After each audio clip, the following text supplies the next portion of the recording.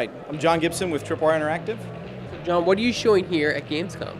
We are showing Road Redemption for the console, so PlayStation 4, Xbox One, and Switch. So talk about, for people who aren't aware of what this game is, talk about what this game's all about. So Road Redemption is like a spiritual successor to the classic Road Rash games where you're driving a motorcycle and you're hitting people with weapons and you're either trying to win the race or beat people up.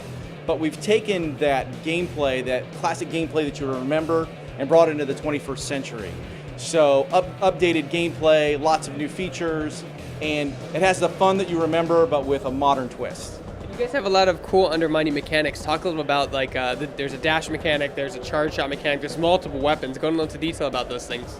Yeah, so aside from just smacking people with pipes and clubs and swords, you have the ability to block and parry attacks, which really comes in handy as you get farther into the game and start fighting against more powerful enemies.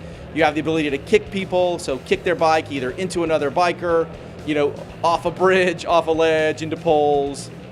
There's some really interesting mechanics with some of the weapons, like you got to see the C4 explosives. You can ride up, attach them to an enemy bike or an enemy car, watch them blow up. It's lots of fun.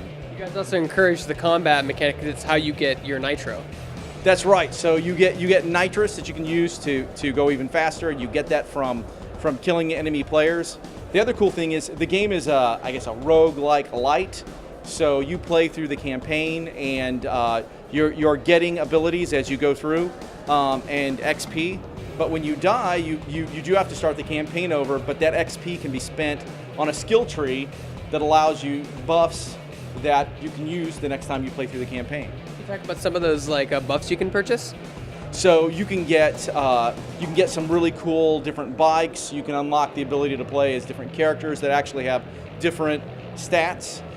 You can get more ammo. You can get your weapon fires faster. You can get I'm resistant to this kind of damage.